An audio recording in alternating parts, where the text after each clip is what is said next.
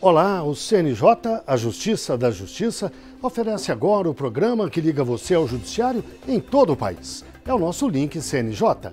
E nesta semana temos uma entrevista especial de Sandra Silvestre, juíza auxiliar da Corregedoria do CNJ. Ela fala do novo Cadastro Nacional de Adoção, um sistema que humaniza e moderniza o processo. Anteriormente, o que se pretendia, o que se olhava, era uma criança para a família, né? Hoje o nosso olhar era uma família para a criança e o adolescente que está no cadastro aguardando para a adoção. Além da entrevista, o programa vai mostrar. A Corregedoria de Justiça lança o novo cadastro e afirma que o sistema passa a ser muito mais amplo e eficiente. Vamos ver uma história que prova a importância da adoção tardia e de se manter os laços entre irmãos adotados. A 11ª semana Justiça pela Paz em Casa discute a violência contra a mulher e acelera o julgamento de processos que envolvem esse crime. O seminário Elas por Elas, organizado pelo CNJ, mostra os avanços das mulheres, mas confirma as barreiras no mundo do trabalho e a violência de gênero. No lançamento do novo Cadastro Nacional de Adoção, o Corregedor Nacional de Justiça, ministro João Otávio de Noronha, disse que o sistema passa a ser muito mais amplo e eficiente. A plataforma, agora integrada ao Cadastro de Crianças Acolhidas, tem o objetivo de colocar a criança como o sujeito principal do processo, para que se permita a busca de uma família para ela e não o contrário. Qual a importância do Cadastro Nacional? É que, tendo todos os dados, aquela criança, aquele adolescente, ou principalmente a criança, que está ali esperando ansiosamente por uma adoção, que não tem um pretendente na sua cidade, na sua comarca, na sua região, pode ter em outra, pode ter em qualquer outro lugar do Brasil. Agora vamos ver a entrevista de Sandra Silvestre, juíza auxiliar da Corregedoria do CNJ.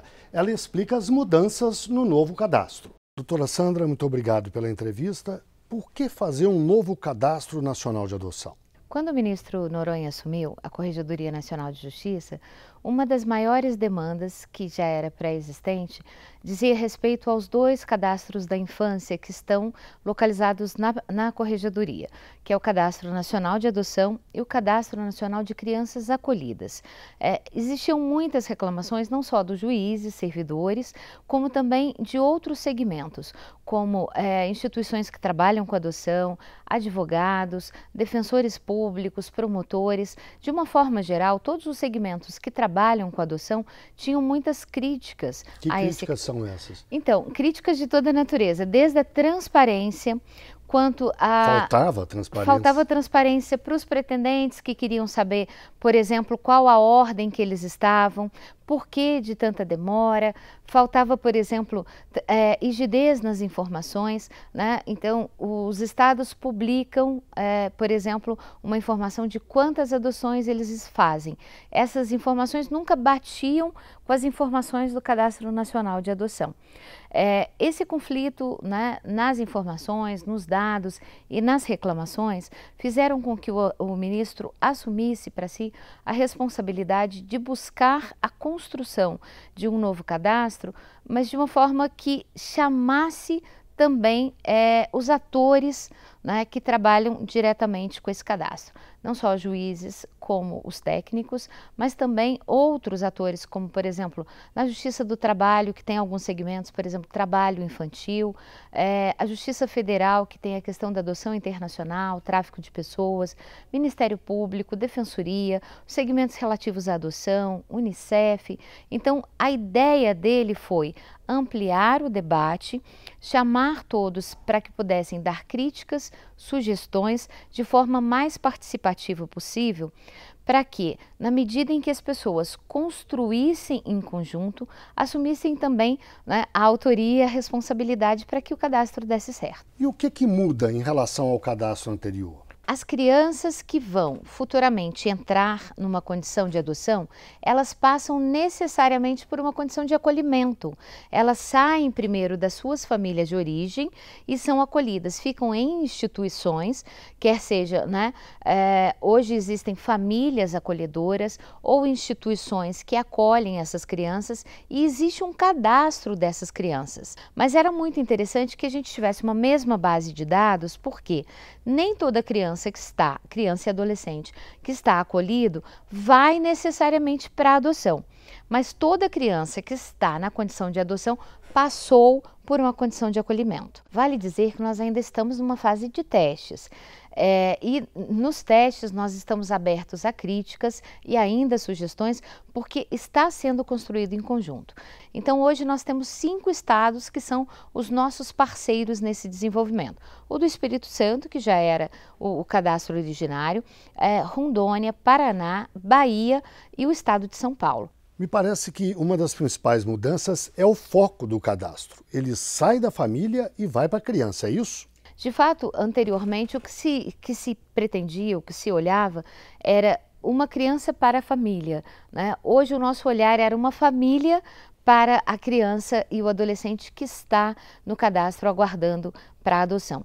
Especialmente porque é muito comum que hoje se tenha um grande número de pretendentes e um pequeno número de crianças. E muitas vezes perguntam, nossa, você tem mais de 40 pessoas pretendendo a adoção e só 5.000 ou um pouco mais do que 5.000 crianças, e aí a imprensa em especial fala sempre comigo, essa conta não bate.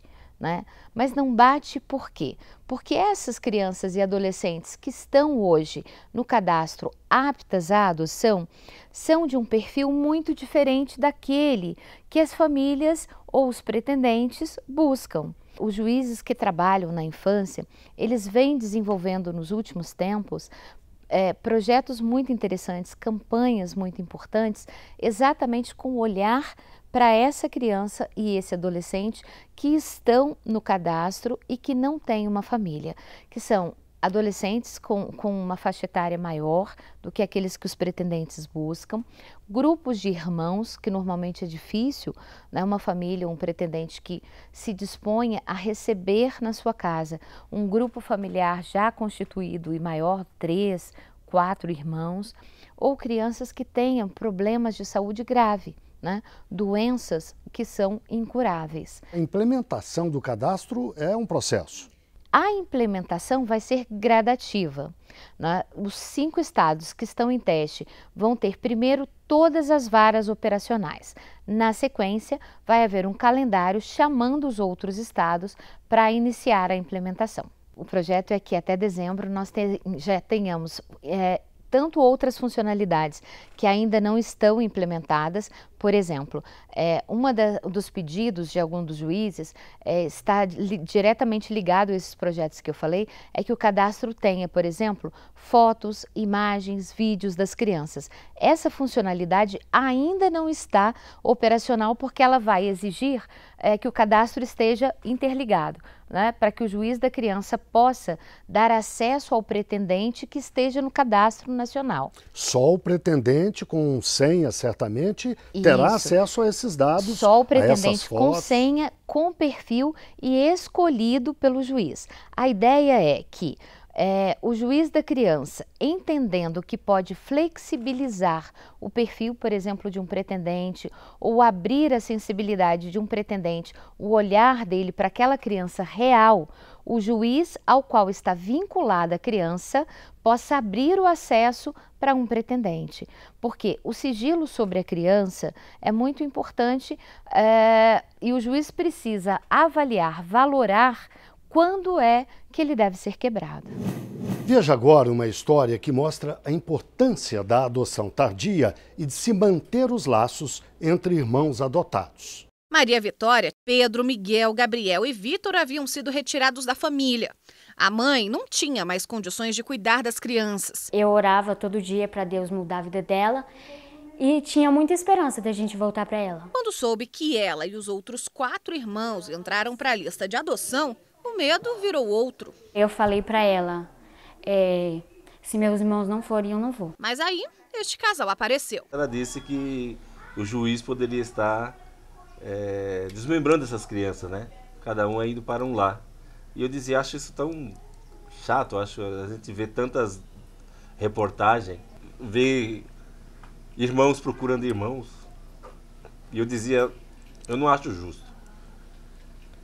Eu não acho uma coisa certa. Vera e Adalberto entraram no cadastro de adoção. As crianças que viviam em Brasília viajaram 1000 quilômetros até São Paulo, para uma casa grande e cheia de amor. Não importa os nossos cabelos brancos, nós somos pais e estamos contentes, felizes de ser pai. Hoje, a adoção tardia é uma realidade para crianças e adolescentes que passam pelos abrigos no Distrito Federal. Só este ano foram adotados 60 meninos e meninas entre 12 a 18 anos e 12 grupos de irmãos. Uma mudança de comportamento importante para o Cadastro Nacional de Adoção. Elas têm se aberto a acolher crianças maiores, a acolher grupos de irmãos. Então isso tem propiciado uma colocação, pelo menos aqui no Distrito Federal, de crianças que outrora a gente tinha muito pouca chance de colocar numa família, porque não havia candidatos para elas. Aqui na capital do país, são 509 pessoas habilitadas a adotar, 125 crianças e adolescentes que precisam de um novo lar. A preferência das famílias é por bebês e crianças de até 3 anos. Entre 10 e 17 anos, a procura é baixíssima. A família Guimarães é a prova de que amor não tem idade. Deus está nos dando uma oportunidade, né, de servi-lo, cuidando deles. E eles cuidando de nós, porque nós nos sentimos muito amados por eles. E agora, com um lar, Maria Vitória viu que sonhar nunca é demais. Um deles eu já realizei, que era ter uma mãe e um pai. E agora eu tenho um que é ser delegado.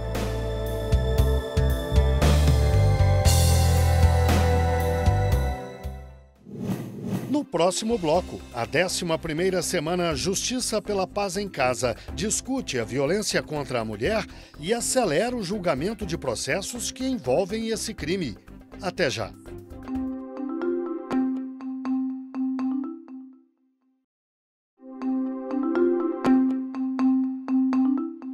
O Link CNJ está de volta.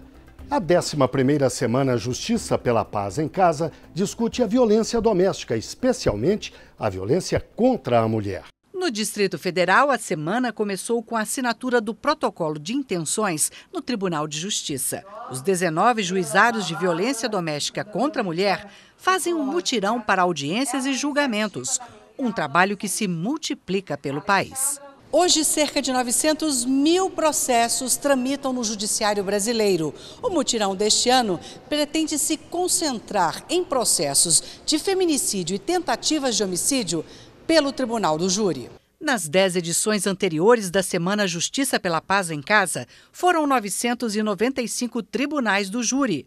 65 mil medidas protetivas foram adotadas.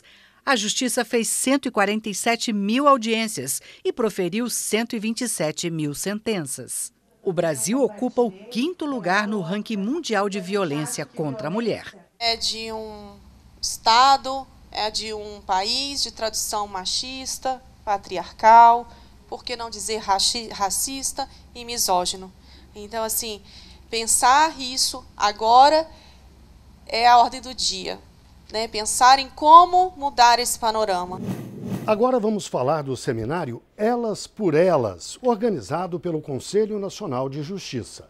O seminário reuniu mulheres que chefiam ou se destacam em instituições públicas e privadas ou na sociedade em geral.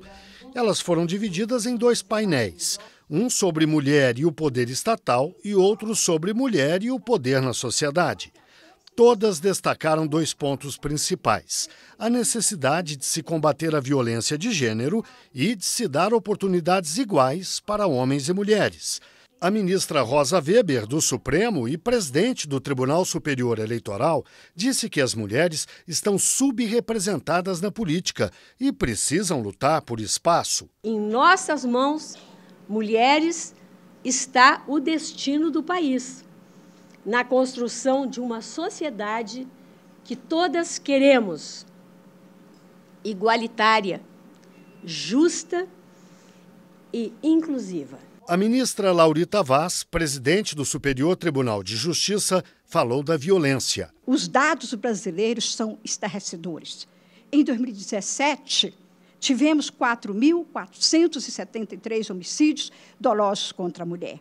E apenas no primeiro semestre deste ano, de 2018, o serviço Ligue 180 registrou mais de 79 mil denúncias de violência contra a mulher. Um dado muito triste. A escritora Ana Maria Machado, primeira secretária da Academia Brasileira de Letras, também destacou a violência. Entre os casos de feminicídio mais frequentes hoje, ou estatisticamente maior, está o esganamento. A mulher é sufocada, estrangulada, porque está falando muito, cala essa boca, né?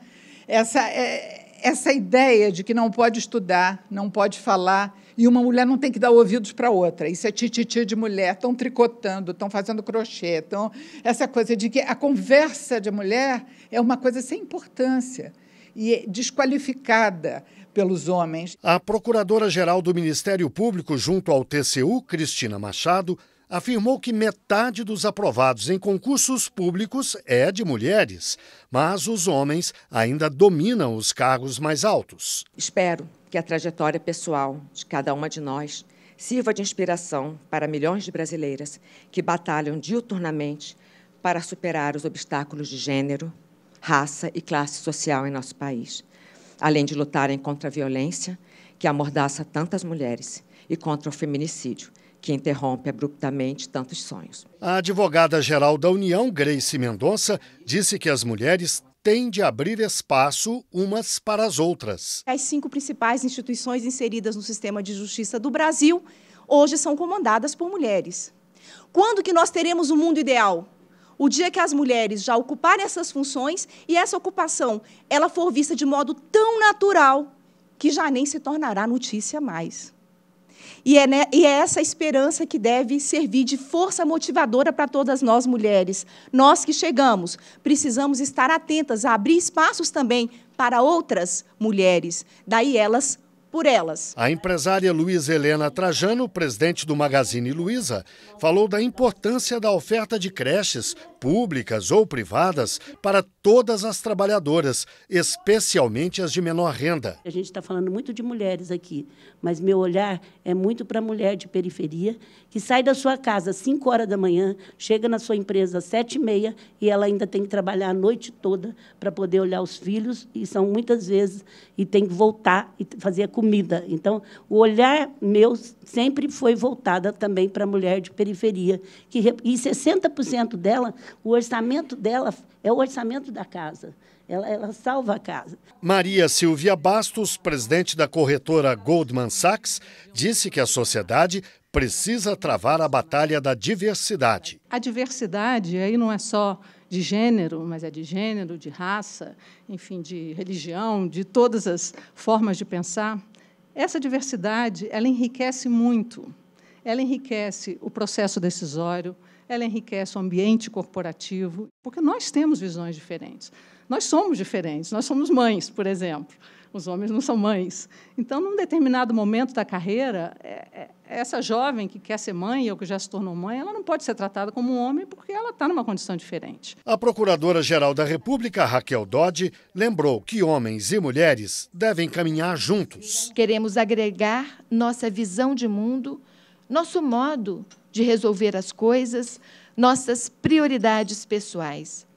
Fazer tudo isso junto com os homens, porque somos seres humanos iguais em dignidade e em direitos. Queremos perseverar no respeito, no reconhecimento e na realização de direitos. Ultrapassar esta fase mundial de aumento do arbítrio, da opressão e da intolerância, para que as mulheres e os direitos já alcançados não sejam os primeiros a serem discriminados e suprimidos. A presidente do Supremo Tribunal Federal e do Conselho Nacional de Justiça, a ministra Carmen Lúcia, afirmou que, apesar da luta e das conquistas das mulheres, ainda há um longo caminho a ser percorrido. Precisamos de preservar e, cada vez mais, reforçar a democracia no nosso país, porque só a democracia garante não apenas a liberdade, que é o estático de um Estado conquistado, mas a libertação de mulheres que ainda continuam não tendo o direito de falar, o direito de pensar, o direito de ter boas escolas para criticamente saberem se posicionar. E não termos mais o quadro que a ministra Rosa Weber acaba de traçar aqui, em termos de representação, é preciso que a mulher esteja presente para se fazer representar. Nós não queremos apenas representantes, nós queremos presença. E, para isso, é preciso que cada uma de nós lute pelo seu direito, juntamente com os homens que pensem, achem que este não é um ideal distante, ou, principalmente, que isso não é retórica, que é a vida das pessoas. A cantora Alcione lembrou mulheres anônimas, mas fortes. Depois, soltou a voz e emocionou a plateia. Maria, cheia de raça, não teve de graça o que concebeu. Quando alguém é um rio que gera no oceano, não há nenhum tirano que arranque o que é seu. É hora do nosso quadro Oitiva. Hoje nós perguntamos: no caso de pesquisas eleitorais, qual a regra está correta? Opção A: as entidades e empresas que fizerem pesquisas têm de registrá-las até 5 dias antes na Justiça Eleitoral e submeter os resultados ao juiz responsável. B: as pesquisas têm de ser registradas, mas a Justiça Eleitoral não faz qualquer controle prévio dos resultados. C: as regras mais atuais prevêem completa liberdade às empresas e entidades que promovem pesquisas sem necessidade de registro ou qualquer controle do Estado. A resposta certa você vai ver a seguir. E você vai ver também as notícias do CNJ e de tribunais pelos estados. Até já!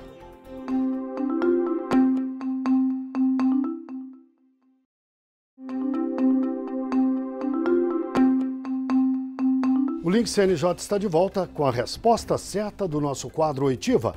Hoje nós perguntamos: no caso de pesquisas eleitorais, qual a regra está correta? A resposta certa é a da letra B. As pesquisas têm de ser registradas, mas a Justiça Eleitoral não faz qualquer controle prévio dos resultados nem cuida da divulgação. A Justiça só atua nesses casos se provocada por meio de representação. Agora vamos ver notícias do CNJ. O plenário do Conselho Nacional de Justiça fez sessão na terça-feira, 21 de agosto, e os conselheiros decidiram retirar gradualmente a segurança que agentes federais prestam ao juiz federal Odilon de Oliveira, do Mato Grosso do Sul. O magistrado vive sob escolta policial há 20 anos por causa de ameaças que sofria de narcotraficantes. Mas o juiz se aposentou no ano passado e, segundo a polícia, as ameaças não se sustentam mais. Odilon Oliveira não terá acompanhamento 24 horas por dia, mas ainda será observado pela polícia para se confirmar a necessidade ou não da segurança. O Estatuto do Idoso completa 15 anos agora, em 2018. A norma reforça artigos da Constituição que garantem direitos importantes.